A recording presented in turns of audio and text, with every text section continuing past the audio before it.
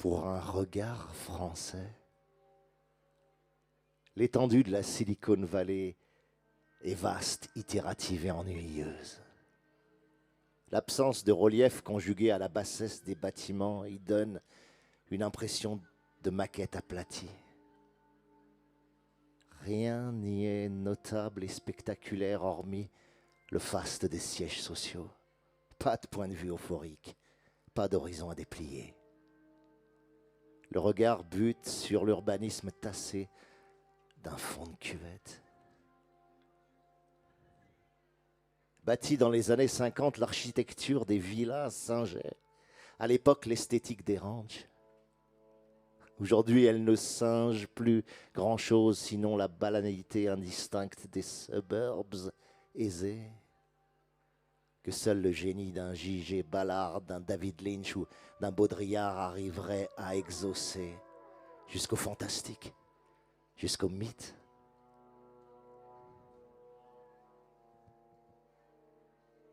Un dimanche d'avril, j'ai la sensation de glisser sur une carte mère dans le flot d'une électricité lente, à travers les circuits imprimés d'un plan perpendiculaire, lequel paradoxalement fait tourner en rond.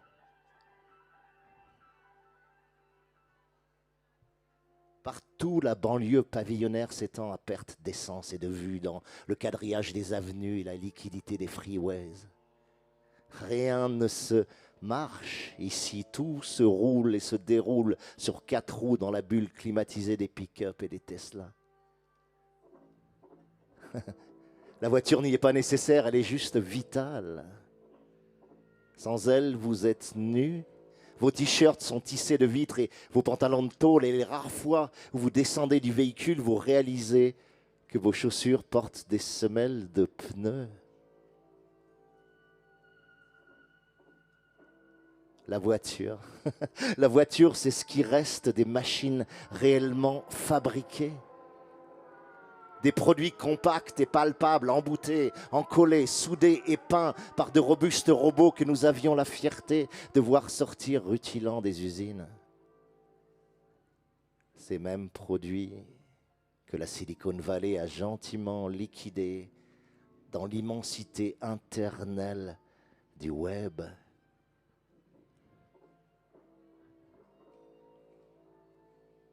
L'ère de l'information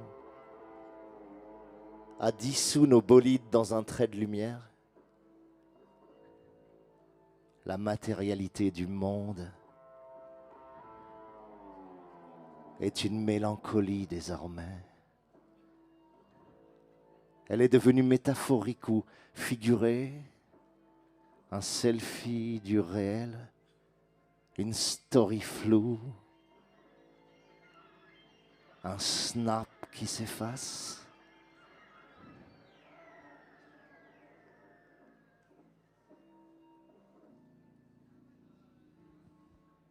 Eh ben, bonsoir Paris, bonsoir les lecteurs.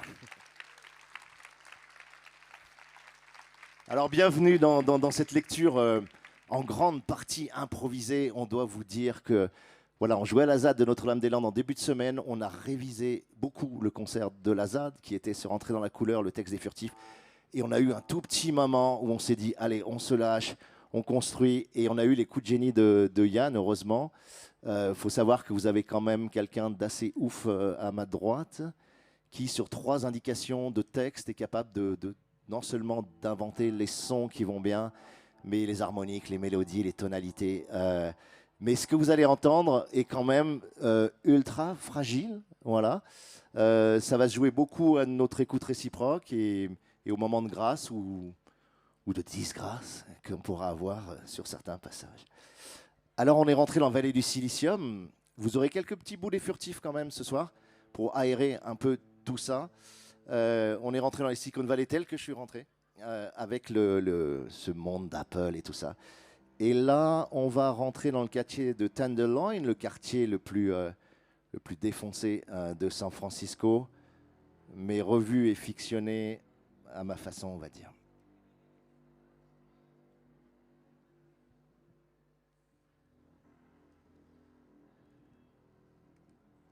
Tout autour de Tom, des voitures autonomes vides, sans conducteur ni client, sans aucune présence à l'intérieur, roulent et tournent aux angles des rues, tournent et roulent, tournent-boules en boucle. Tom a l'impression qu'elles cherchent un corps à écraser, qu'elles sont comme la version robotisée des zombies du quartier. Il sent la neuroïne brûler en lui, il n'en a pris qu'une petite dose et la substance fait son chemin dans ses synapses. Elle allume les couleurs, la parano enfle, ils n'ont pas toujours été comme ça, les taxis. Il y avait avant des chauffeurs sur le siège, avant, derrière, le pare-brise, avant. Et ils ont été trucidés, ils ont tous été étouffés par leur airbag et leur cadavre a été retiré et jeté dans le coffre arrière. Ils y sont toujours. Tom le sent. Tom le sait, ils sont là, pliés à l'équerre dans les coffres. Il a tellement envie et tellement peur aussi de sauter sur ces coffres qui passent. Il pourrait le faire, les ouvrir, il devrait, ça serait la preuve qu'il y avait autre chose avant, derrière le pare-brise, avant. Il n'ose plus commander une voiture, il a quitté l'appli comme si se géolocaliser ici faisait de lui une cible. Il se retient de héler, on ne hèle plus un taxi. Aujourd'hui, plus personne ne fait ça. Aucune voiture n'est programmée pour répondre à un geste de la main de toute façon.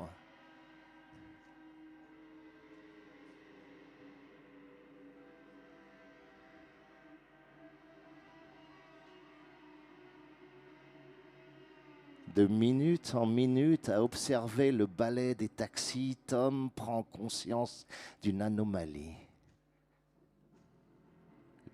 Les voitures qu'il voit ne s'arrêtent plus au feu rouge, plus au stop, elles roulent en continu et elles accélèrent même. Un clochard vole soudain au-dessus d'un capot au bout de la rue. Il retombe en poupée de chiffon sur la route et la voiture trace. Elle percute un fauteuil roulant et projette le corps au sol avant de lui rouler tranquillement dessus dans le silence sifflant des voitures électriques. Personne ne crie, personne n'accourt. La chorégraphie clinique des voitures semble se synchroniser. Tom a l'impression qu'elle se densifie dans sa zone. Il voudrait entrer dans un immeuble pour s'abriter, sauf que tout est irricodé, l'espace public et l'espace des pauvres et des paumés, un asile à ciel ouvert. Et lui, cette nuit, Tom est un paumé comme les autres.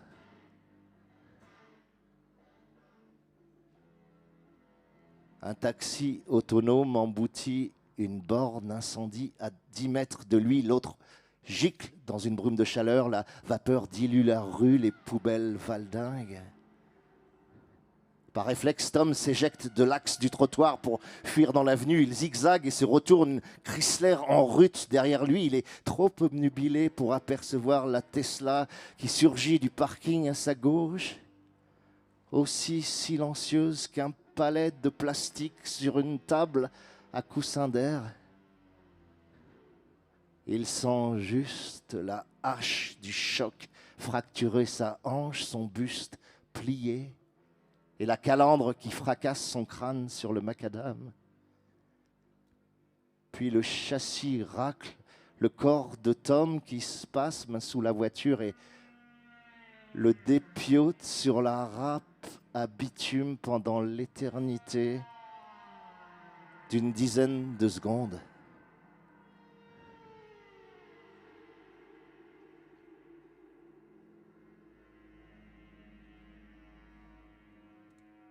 Quand la Tesla passe enfin par-dessus sa proie comme on passe un dos d'âne un peu haut, elle laisse dans son sillage un tartare de chair rissolant sur la plancha de la chaussée. Il est difficile d'y deviner encore Tom, encore un homme.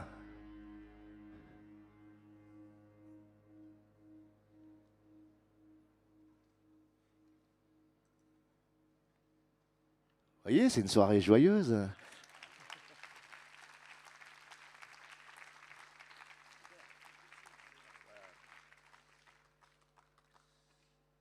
Bon voilà, ça c'était une inspiration du quartier quand je l'ai visité, mais on reviendra à ce quartier qui est typique du San Francisco dont on ne vous parle pas. Le San Francisco, qui n'est pas le San Francisco de Twitter, qui n'est pas la Silicon Valley, qui est aussi celui où vivent les gens.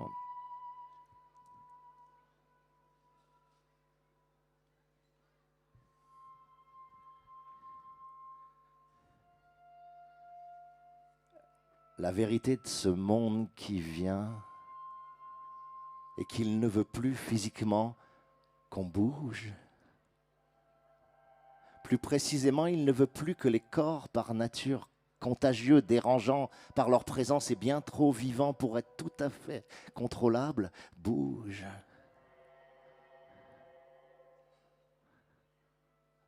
Par contre, doit se conserver l'impression de bouger sans cesse. La virtualité frénétique du mouvement, la circulation stressée de l'information qu'on produit et consomme par les réseaux en boucle rétroactive. Ce n'est même pas l'esprit qui bouge et doit bouger, ce serait presque chamanique et beau, c'est plutôt comme un cortex soumis à des schèmes, stimuli, réactions. C'est un système nerveux central qui doit être en permanence sollicité pour susciter une stimulation de mouvement, une motilité mentale et pulsive qui n'a plus besoin des jambes pour opérer.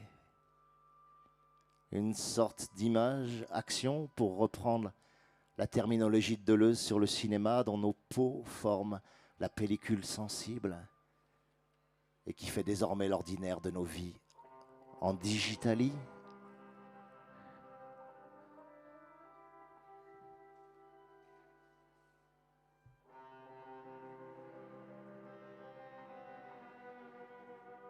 Le techno-cocon est le territoire horizon de ce monde rêvé du techno-capitalisme. Sa perspective à peine cachée et son point d'aboutissement.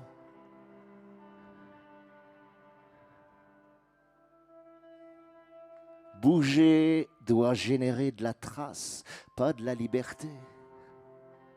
Bouger doit générer de la trace, pas de la liberté.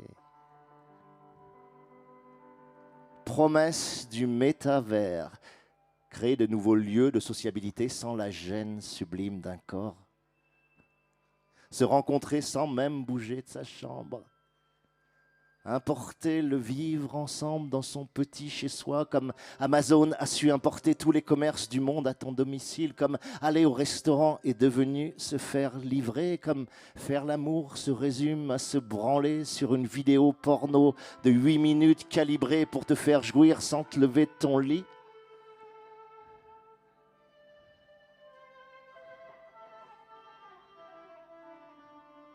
Communiquer n'est pas niquer.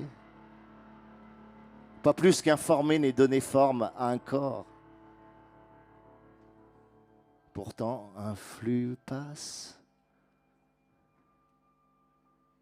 Les réseaux sociaux nous connectent, oui, mais ils ne nous lient pas. Ils nous assemblent, certes, sans jamais obtenir de nous que nous soyons ensemble. Autour d'une rafle élégante, ils articulent les grains de raisin éparpillés que nous sommes devenus pour en faire des grappes suspendues, des communautés en ligne, des réseaux complices ou affins, oui. Mais ils nous unissent toujours en tant que séparés. Ils nous unissent dans la distance physique, ils nous espacent en nous mettant en contact. Les GAFAM n'ont pas tué les liens, ils les ont absentés. Où se loge le toucher dans un gant à retour de force? Où est la sensation d'une hanche? La chaleur d'une main qui prend la mienne ou qui se pose sur ma nuque? Où sont les baisers, le goût d'un fruit qui fond sous la langue, le rêche d'un fromage sec, la gouléance d'un vin. Abracadata, répondent les magiciens de l'appli. Abracadata, on va vous redonner tout ça après vous l'avoir pris. Hold on, abracadata. Formule tragique.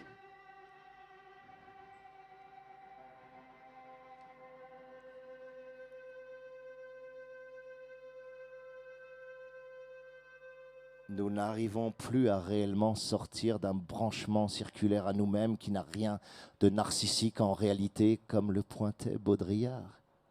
Sans ce réseau bref et instantané qu'un cerveau, un objet, un événement, un discours créent en se branchant sur eux-mêmes, rien n'a de sens aujourd'hui. Le stade vidéo a remplacé le stade du miroir. C'est l'effet spécial de notre temps. Alors oui, plus notre société devient liquide et moléculaire et brownienne dans son agitation dispersive, plus l'individu occidental ne semble pouvoir y rester entier qu'en activant continuellement des processus de renforcement identitaire, donc d'auto-réplication ou d'auto-copie numérique de soi. Aucune fête ne tient aujourd'hui sans filmer la fête. Aucun voyage sans les images postées du voyage.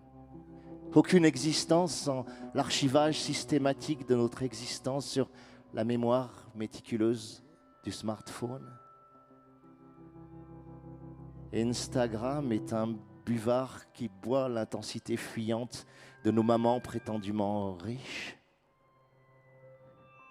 Court, cette impression que les instants vraiment uniques de nos vies ne valent que pour la vidéo qui nous les fera revivre par après. Les gamers diraient pour leur replay value.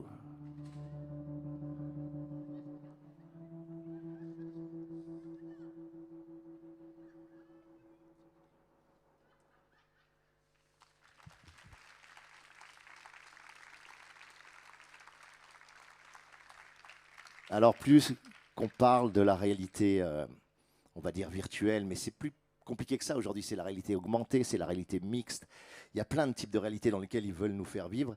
Dans Les Furtifs, moi j'avais imaginé la réule, la réalité ultime, qui était une réalité sur laquelle le rendu lumineux, le rendu des formes, le rendu des textures était tellement parfait que tu avais une sensation totale de réel quand tu utilisais ça. Et vous savez, dans le livre, pour ceux qui l'ont lu, je ne vais pas vous faire le... Qui a lu Les Furtifs ici? Ah ouais, quand même, vous êtes dans le match. Pour ceux qui l'ont lu, vous savez qu'à un moment donné, Lorca, donc le père de Tishka c'est la petite fille qui a disparu, et le couple Sar et Lorca essayent de retrouver cette petite fille. Et à un moment donné, le père pète les plombs, comme on le fait beaucoup tous. Il décide d'utiliser la réalité ultime pour reformer sa petite fille disparue, qui normalement est morte, dans un monde virtuel, avec la perfection de rendu des vidéos, des photos, de la voix, une sorte de deepfake absolu de sa petite fille. Et il va voir sa femme et lui dit « Regarde ce que j'ai fait, regarde, j'ai reconstitué Tishka ». Et Sahar, sa femme, est révoltée par ça, quoi. Elle lui remet d'ailleurs dans le livre, elle lui met carrément vraiment une mandale comme ça. Et elle lui dit « Mais comment tu peux faire quelque chose aussi atroce que d'essayer de reconstituer notre petite fille dans une réalité autre et virtuelle ?» Mais sauf que tout est compliqué dans une existence. Et qu'à un moment donné, Sahar, la mère, elle décide elle-même de rentrer dans cette réalité virtuelle et d'aller y voir sa fille.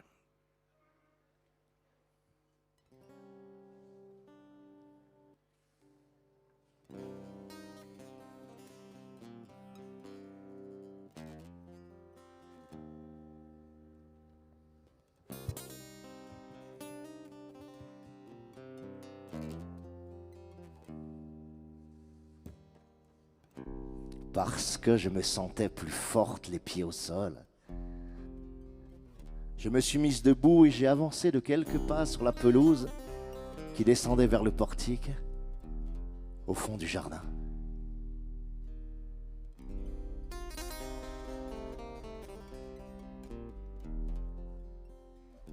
La gorge nouée, j'ai prononcé « réalité ultime », puis balançoire », puis shape Tishka », et j'ai attendu.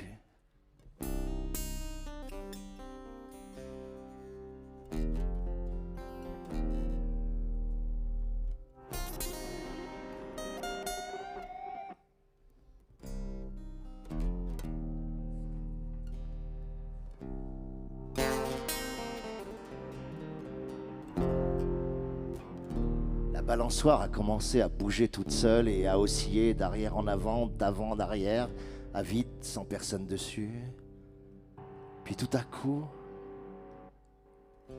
l'air a faceillé et une petite fille est apparue sur la balançoire, pendulant avant, arrière, arrière, avant, dans le grincement inattendu des anneaux rouillés et la tension audible du chanvre. Maman, tu me pousses? Allez, s'il te plaît. Ça a duré une éternité avant que je ne bouge.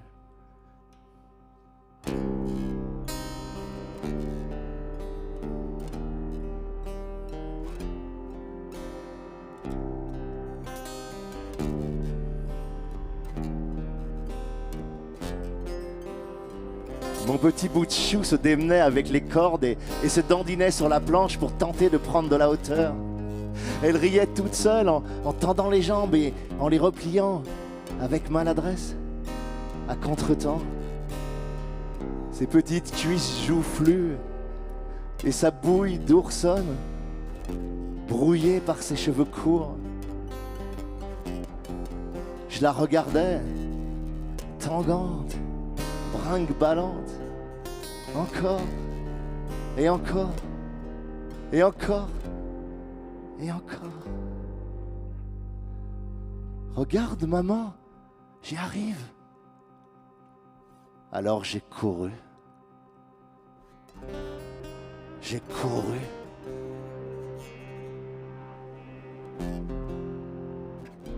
Je suis parti au fond du jardin en courant et j'ai tendu ma joie vers la balançoire en serrant tout le vide du monde entre mes bras. Maman, a murmuré l'intelligence artificielle tandis que je fermais les yeux. J'ai senti mes mains sur mes épaules et mes bras qui enlaçaient mes coudes. J'ai rouvert les yeux. Elle était toujours là pourtant, tout contre moi.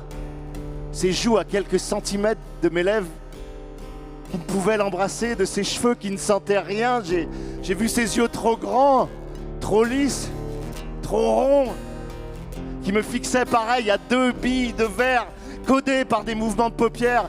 Et je lui ai sauté dessus en hurlant « C'est pas toi, tricheuse, tu triches !» De sorte qu'elle a commencé à se décaler avec effroi et à se décaler encore, comme une figurine. J'ai pris un bâton contre la haie, je l'ai frappé de fureur, mais mes coups la traversaient. « Dégage, dégage, sorcière! Sors de ma fille! Sors! Sors! Sors !»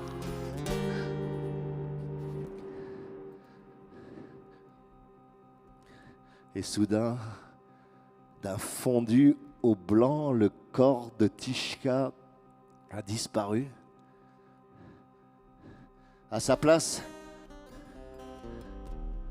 un panneau massif a fait irruption dans le jardin, occupant tout mon champ de vision.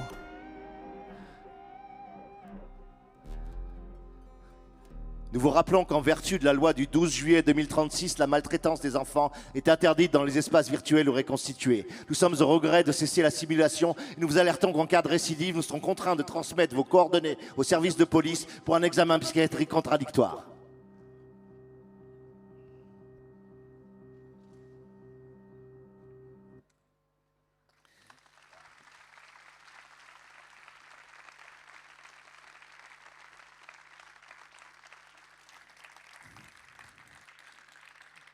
Bon, voilà ce qui nous attend un petit peu, hein, quand même. Le deepfake, c'est ça, hein, les deadboats, c'est ça. On va reconstruire la réalité. Alors, on va revenir à Tenderloin, parce que je sens que vous avez ce petit homme là qui se fait écraser par une Tesla hackée. Ça vous a émoustillé, ça vous a donné envie d'en savoir plus. Là, on redescend dans le réel, en vrai.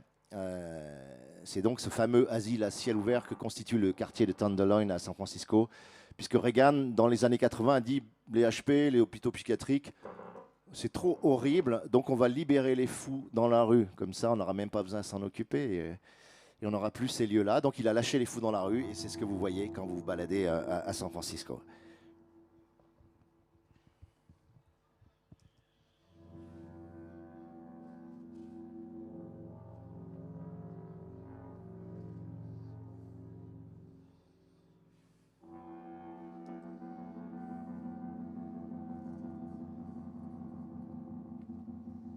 Ouais, c'est bien de baisser un peu la lumière, je trouve. On est un peu trop suréclairé. Si c'est possible d'avoir une lumière plus fantomatique, ça serait génial.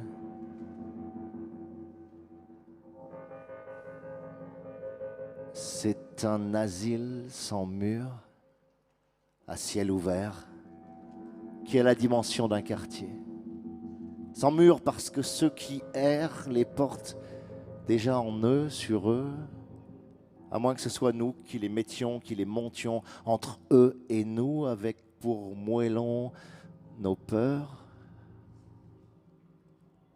À Tenderloin, quartier le plus pauvre de San Francisco, à 2 blocs du siège de Twitter, à touche de la richesse la plus brutale, la folie est partout, liquide, tranquille, visqueuse.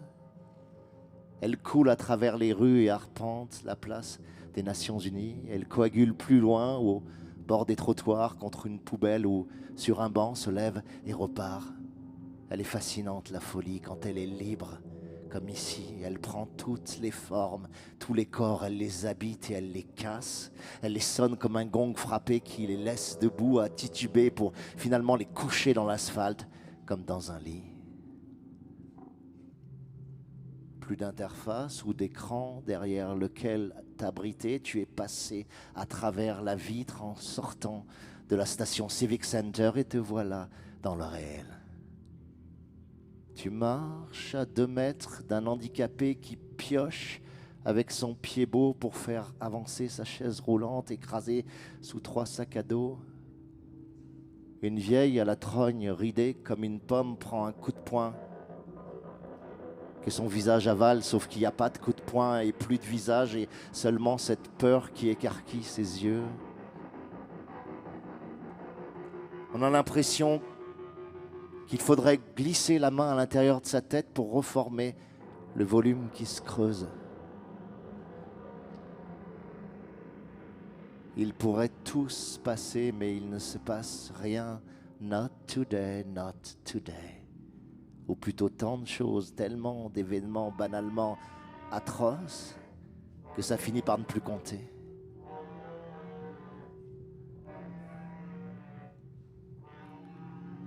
Tourne autour d'une poubelle un apache torse nu, muscle arqué qui part une agression éternelle. 2 types font chauffer du crack dans le creux d'une feuille d'aluminium avec un petit réchaud de campeur.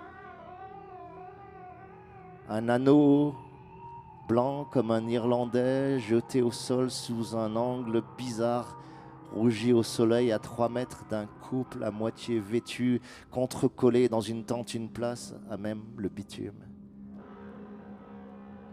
Le nombre de gens ici qui pensent seuls, qui chantent seuls, qui mangent et parlent seuls dans les rues est effarant. Pourtant, ils ne s'additionnent pas, au contraire, ils se soustraient les uns les autres et leur ressemblance est incertaine. C'est ce que disait Baudrillard déjà en 86 et c'est terriblement ça. Tous vissés à la même détresse, mais d'une façon si férocement solitaire et incompatible que ça ne forme aucun groupe, n'offre aucune situation de partage. Chacun affronte la totalité de la misère à lui tout seul.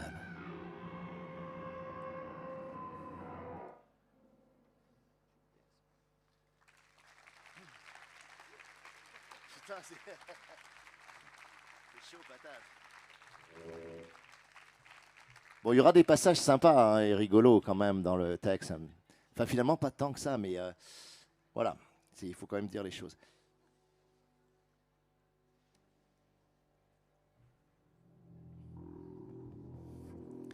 Alors, la techno, la techno, comme une compulsion à tisser, relier, corréler, tout croiser, tout mailler, tout couvrir et tout interconnecter, ne pas laisser de trou dans la carte de temps mort, dans la trame bien quadrillée, rien lâcher.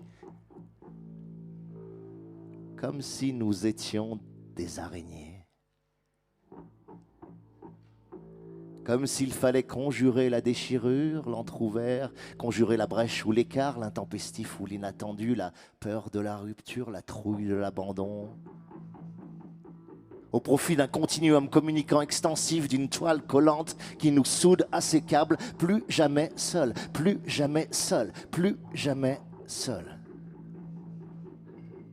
La techno, comme une compulsion à collecter, à capter, à saisir, à prélever, comme une névrose panique, à tout mettre en mémoire, archiver, stocker et cumuler, comme si le mouvement même du monde, la liquidité des flux d'infos et d'argent, de matière et de produits, la coulée infinie de gestes, d'actes, de routines et d'amour devait s'immobiliser dans la trace, trouver dans la trace une stabilité et une sérénité reconquises.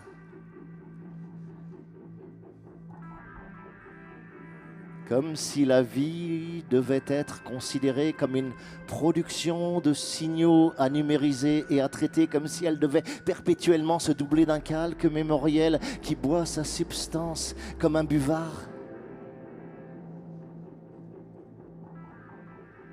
La techno, hein, conjurer l'incertitude par le calcul, conjurer l'improvisation par le probable, conjurer l'événement par ça. Son enregistrement continu, conjurer la singularité dérangeante d'un être, de tout être, par son profil stocké. Tenir le monde et en dresser la carte. L'immobiliser dans la capture et dans la data pour enfin le maîtriser. Faire que tout bouge sans que rien n'arrive, faire que tout bouge sans que rien n'arrive, faire que tout bouge sans que rien n'arrive, faire que tout bouge sans que rien n'arrive.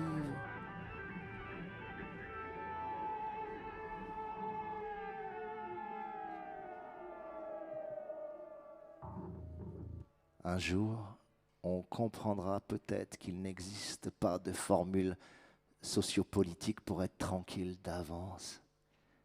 Une société qui espère cette sécurité se suicide comme société libre.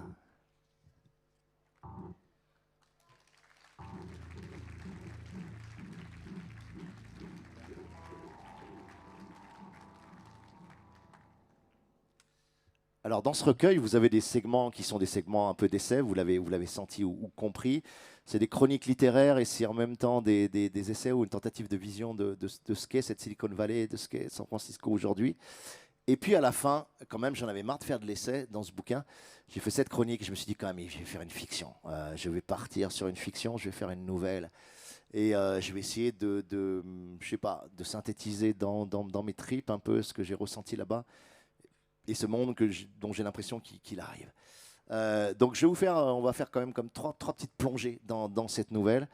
La première s'appelle Shutdown, pour vous dire un tout petit peu l'histoire quand même, que vous rentriez à l'intérieur. C'est un blackout, c'est très classique comme thème le blackout, mais c'est tellement intéressant. C'est une concentration, une noria d'orage qui déferle comme ça sur San Francisco.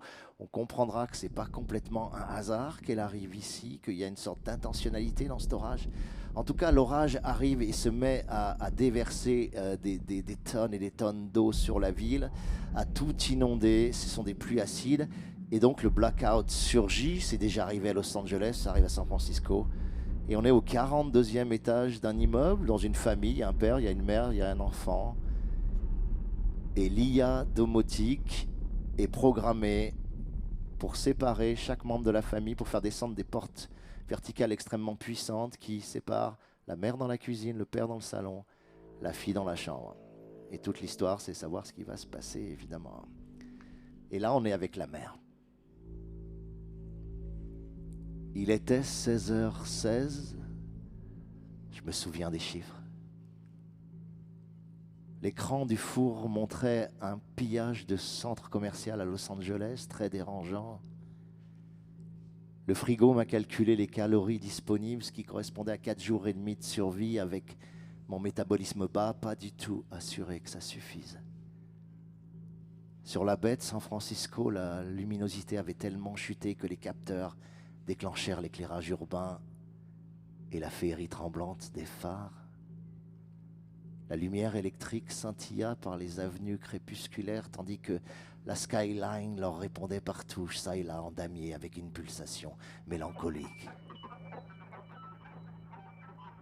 City Lights, mais sans Chaplin. À l'horizon, toute la baie s'était ourlée de lueur. Ça ne pouvait à l'évidence pas durer. C'était joué d'avance. Les orages commençaient à crépiter. Sur Sausalito, le Golden Gate fit office de paratonnerre une fois, deux fois. Puis il s'éteignit, premier signe. Il demeurait quelque chose de l'ordre d'un barou d'honneur dans cette splendeur de frisco en noir et en or. Combien de fois je m'en étais ébloui ici, du haut de cet appartement hors norme. Là, le noir avait une autre teinte et l'or, un autre éclat, l'éclat d'une étoile qu'on s'est déjà éteinte et dont nous recevons néanmoins longtemps après les derniers feux. Noam avait la main sur le chambranle de la porte de la cuisine quand les plaques tombèrent sans prévenir, verticalement, schlac, une devant, une derrière et la porte au milieu.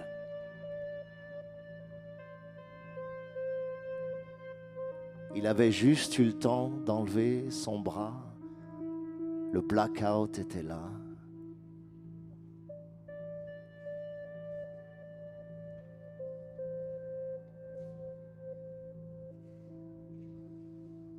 Je l'ai deviné hurler quelque chose à travers le triple panneau, si ce n'est que le son n'arrivait pas à m'atteindre, il s'avalait.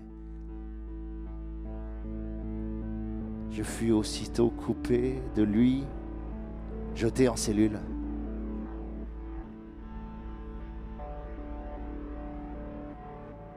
Mon premier réflexe fut de tourner la tête vers la fenêtre pour ne pas me sentir seul, retisser un lien pour faire corps avec quelque chose de vibrant encore, avec la ville.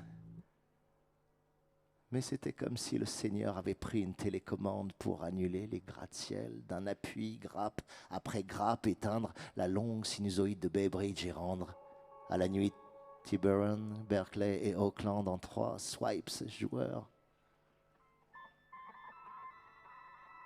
Une dizaine de secondes à peine et l'écharpe de lumière de la baie avait été arrachée par la tempête. Ne restait qu'un chien et loup noir, pas encore la nuit, non, disons, des îles dessinées au charbon sur un lac d'acier. Le mood board d'un shutdown. Je n'ai pas saisi tout de suite. En réalité, j'étais tétanisé par la plaque de titane qui me murait vivante dans cette cuisine, même pas certaine que de l'autre côté, Noam ne s'était pas fait briser le pied par la guillotine. Je n'entendais rien, je ne pouvais pas ouvrir cette plaque lisse. J'étais confiné dans un aquarium.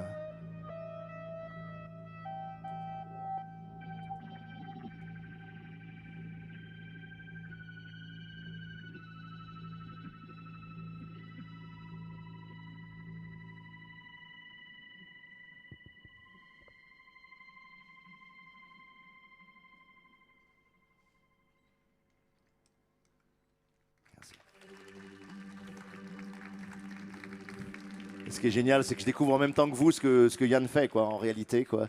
Et des fois, il y a vraiment des moments de grâce hallucinants dans ce qu'il est capable de sortir. C'est ouf.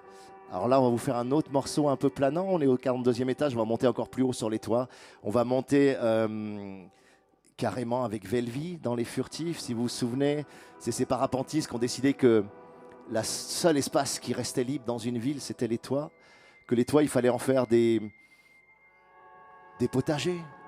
Qu'il fallait y mettre des châteaux d'eau, qu'il fallait y mettre des panneaux solaires, qu'il fallait en faire des ateliers pour les enfants, pour les vieux. Ils tissent avec la copropriété en dessous.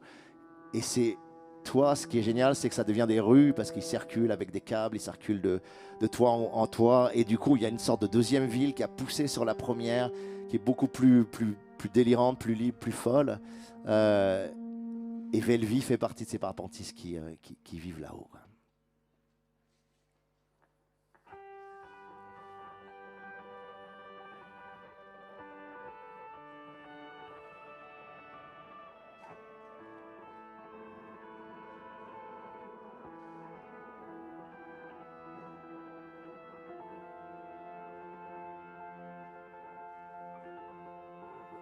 Ici vole Velvi, sous la toile de son parapente. légère comme un parapluie.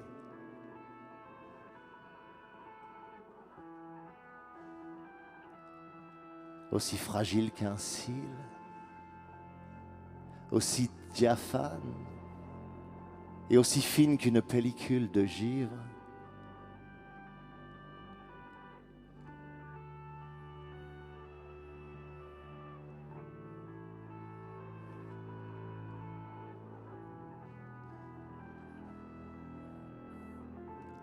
Elle tranche le vide au fil à air, à même le ciel pour elle intime de ta ville. Ici, ici vole Velvi, une fille de la céleste. Ici elle file et fuit entre le ziste et le zeste.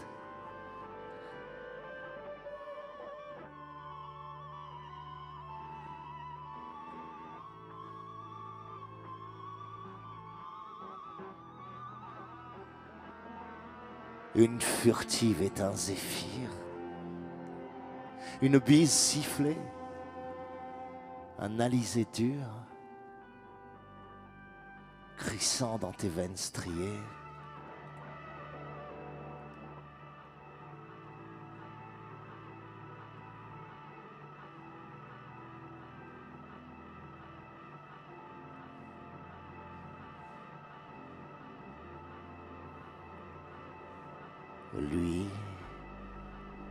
Lui imite les drones. Elle se fie à l'hirondelle, au courant, au thermique, à la libellule aux yeux de myrtille. Elle, Velvi, elle plane tout là-haut, dans le vivre ivre. Le vivre ivre. Le vivre ivre.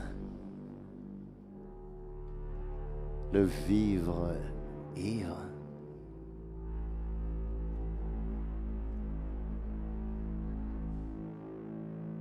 Le vertige. Le vertige de filer l'air comme du lin, d'en tisser les brins, les plumes. Le crin fertile. Entre tes mains frissonnantes et liquides. Entre tes mains frissonnantes et liquides. Entre tes mains frissonnantes et liquides.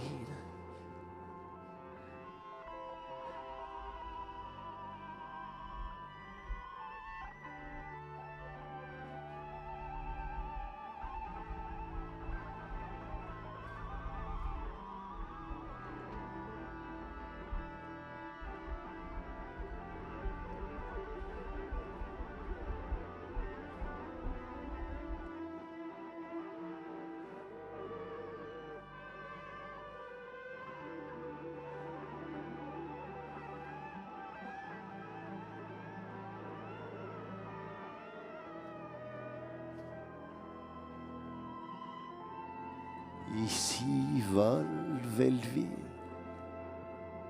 suspendu parmi les nuages nus,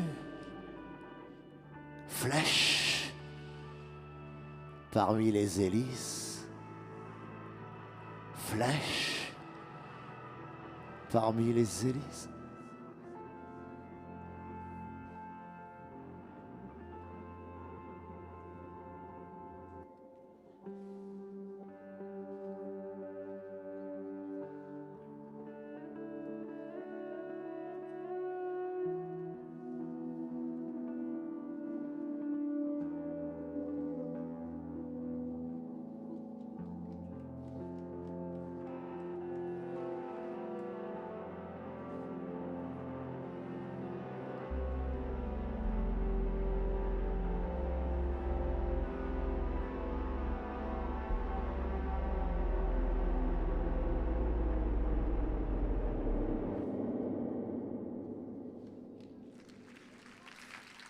Yann Péchin. Je vais vous dire un petit mot quand même sur Yann, parce que peut-être vous ne le connaissez pas. Et moi, j'adore dire Péchin n'empêche, quoi. Péchin n'empêche, quoi. Parce que Péchin, le putain de pro, quand même, le poète des loupes et de l'impro, le type pour qui la guitare est une palette et ses ongles des pinceaux. Alors moi, j'arrive ici, vous voyez, j'ai des textes que je lis qui ont été calibrés pendant des heures, etc. Lui, il arrive avec sa liberté, il arrive avec son génie, il arrive avec ses improvisations. Lui, partout où il passe, les partitions se suicident, ou délicatement, comme ça, s'effacent, quoi. Moi, j'aime bien dire, pour lui, les seules notes qui comptent ne sont pas encore écrites, elles sont inscrites dans ses cordes comme un cri qui crépite et qui va libérer. À la gratte, Péchin n'empêche.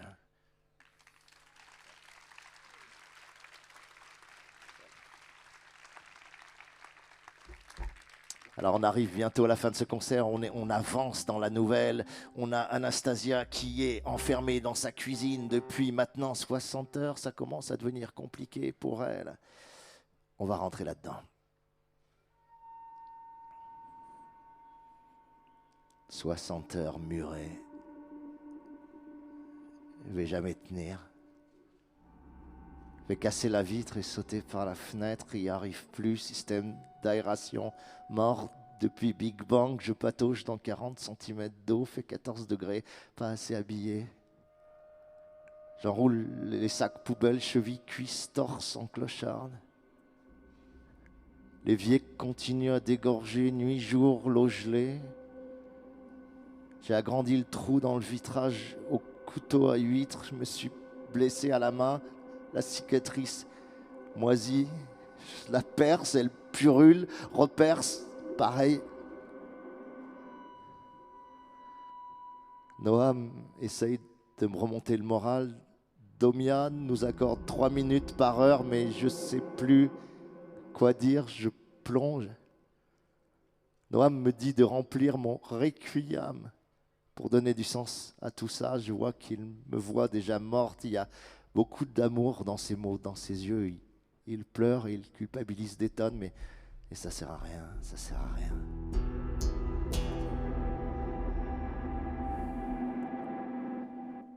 Domia bloqué sur PSO, protocole sécurité optimale, atrocement absurde, aucun argument, zéro prompt, zéro reformatage, zéro reparamétrage ne passe, une ligne de code égale une ligne de code, tous finissent par croire que parce que ces machines parlassent comme nous, copiassent nos manières et nos mots, simulatent l'humour et l'empathie, elles sont pathiques, ça reste et ça restera des machines.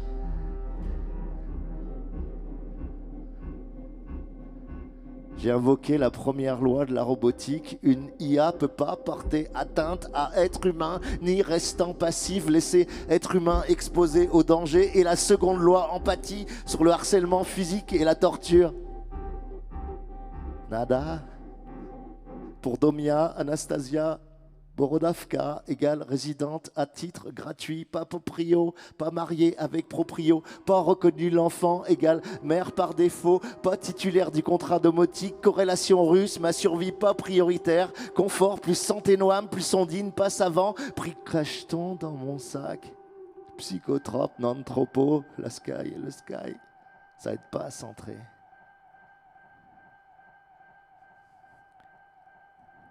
La vidéo, j'ai plus droit depuis ce matin. Économisation.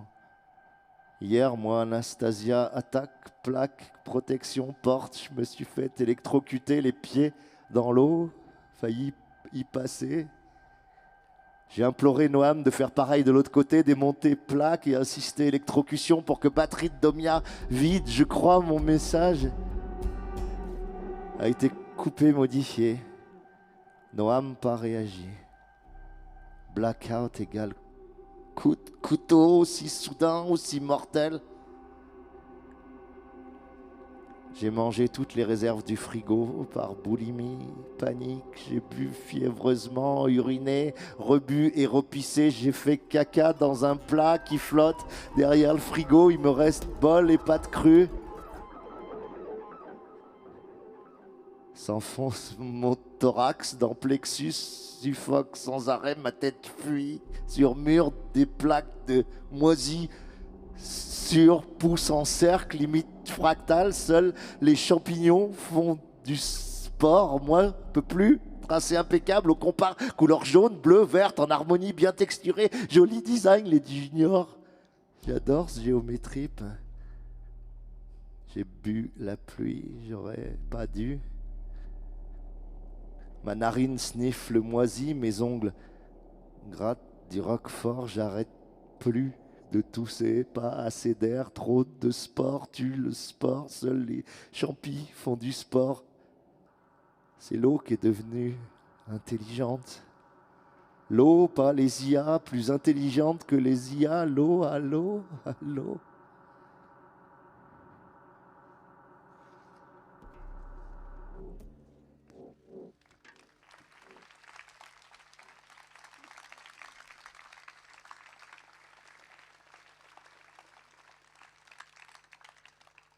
Alors celui-là, c'est le last one. On rentre dans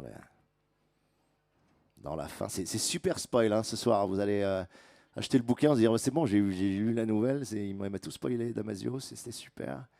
J'ai beaucoup aimé. Non, vous ne saurez pas tout, mais voilà. C'est bien de deviner aussi. Moi, j'aime bien quand on spoil parce que j'essaie de deviner ce qui s'est passé avant que le spoil arrive. Moi, j'adore comment on raconte les séries télé, en fait, tous les films. Je trouve ça super. Je préfère voir et essayer de deviner comment le réal a fait pour amener les derniers moments. Alors là, on va aborder, on dit.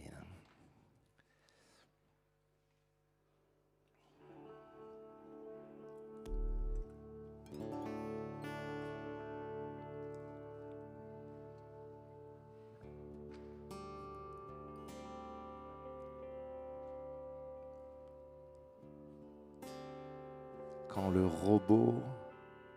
le robot a achevé de découper la porte intrusion au laser, j'ai demandé à entrer seul. Religieusement, j'ai avancé dans l'appartement où flottait une odeur de fleurs. L'espace était balayé par la brise et baigné de soleil, tandis qu'au bout du salon ne restait rien de la baie vitrée, juste la ville qui s'étendait nue, sans vitre, à la lisière du vide, à la manière d'une terrasse sans bord qu'une ombrière aurait seulement abrité. C'était sauvage et fou.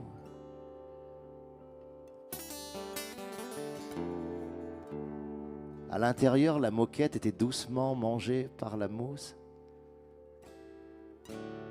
Des pousses de bambou avaient germé un peu partout, des petits buissons bleus entouraient les fauteuils oranges et une amorce de lianes escaladait la bibliothèque. L'appartement s'était métamorphosé en jardin, mieux en friche raffinée. Une poignée d'oiseaux y bruissaient dans les bosquets, entraient et sortaient en piaillant. Une hirondelle y avait même fait un nid sous la caméra à l'angle du plafond. Le plus bouleversant fut qu'en contournant la boule jaune d'un mimosa, je vis des mouvements rapides au sol et ils étaient presque tous là, mes animés, à jouer, à se bondir dessus, à se poursuivre alors que je les avais crus noyés pour toujours. Hippo, neige et torrents, les chats solaires, rhinophes et gloutons, leur taille réduite s'avérait idéale pour cette végétation. Qui les avait ramenés à la vie, un intrus? Quelle force! J'ai immédiatement senti que je n'allais rien toucher, rien modifier ici, que je voudrais y habiter tel quel dans ce petit parc perché au 42e étage en laissant la nature s'y déployer et s'y équilibrer librement.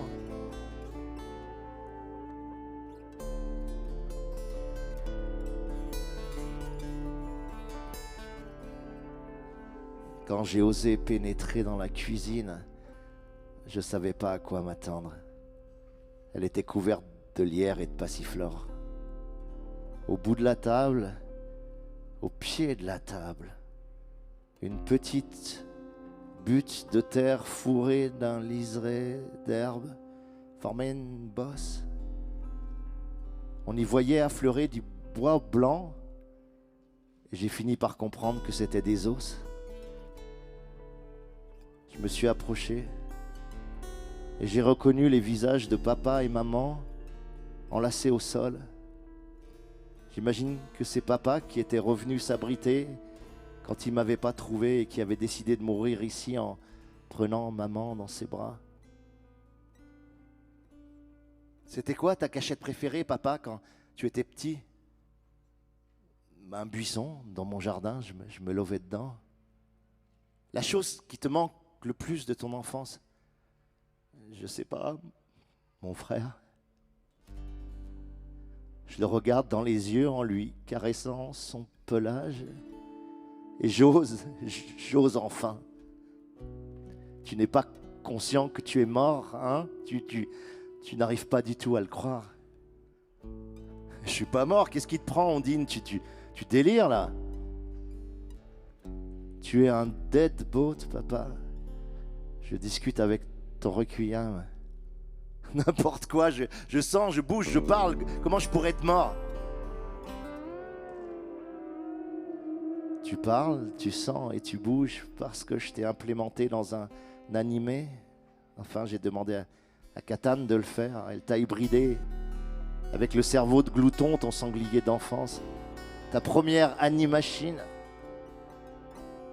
Tu as des membres et des sensations organiques, ça suscite une impression d'existence, mais tu es mort comme humain, papa. Le marcassin qui abrite la mémoire responsive de mon père n'a pas répliqué. Il est revenu se blottir dans mes mains, il a reniflé mes manches, puis il est parti dans les buissons bleus se rouler en boule. Mais le soir, il est revenu. Prouve-moi que je suis mort, prouve-le.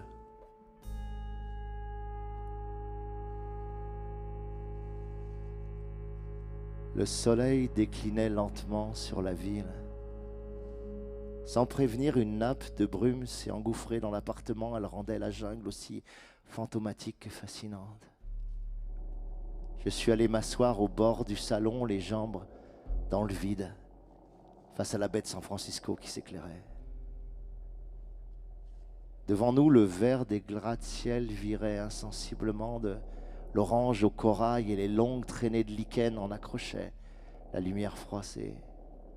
Sur Fisherman's Wharf, presque à l'aplomb de nos tours, les touffes de forêt jaillies de la tempête résistaient encore aux tronçonneuses du gouverneur, grâce aux activistes de Watergate, chaînés en cercle autour des arbres. À 30 km d'ici, la Silicon Valley verdissait de jour en jour. L'autoroute 101 restait impraticable et même les plus goguenards des geeks instagrammaient sidérés l'architecture savante des séquoias bonsaï qui trouaient sans pitié les dalles des data centers. Quelque chose s'était levé au cœur de la tech pour la subvertir, pour la subverdir. Je savais que j'allais rejoindre la nébuleuse en début de nuit. Chaque soir, désormais, je descendais avec tous mes animaux et nous faisions corps aussi au milieu d'autres hydrides. Partout où l'eau intelligente avait fait croître une forme de vie insolite ou précurseur. Est-ce que je devais emmener papa et maman aussi? Au début, j'avais mis leur deadboat dans 2 robots animés par défaut parce que je ne voulais pas leur parler sur un bright phone, parce que j'avais besoin d'entendre leur voix dans un corps qui bouge, parce que c'était la plus belle façon de leur rendre hommage aussi, eux qui avaient créé tous mes doudous, ma part d'enfance ineffaçable. Je n'avais pas réfléchi plus loin que ça. Et maintenant, je les regardais debout au bord du vide et j'avais peur qu'ils tombent.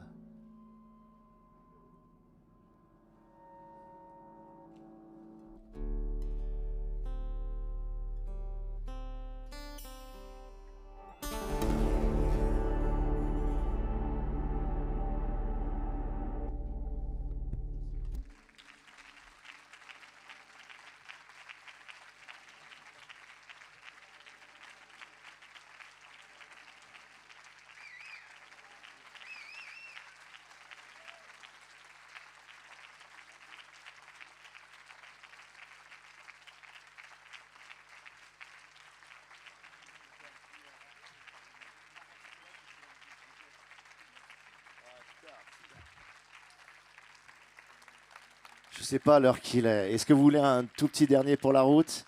Est-ce qu'on a le temps? Est-ce qu'on va être viré par le salon du livre? Un petit dernier?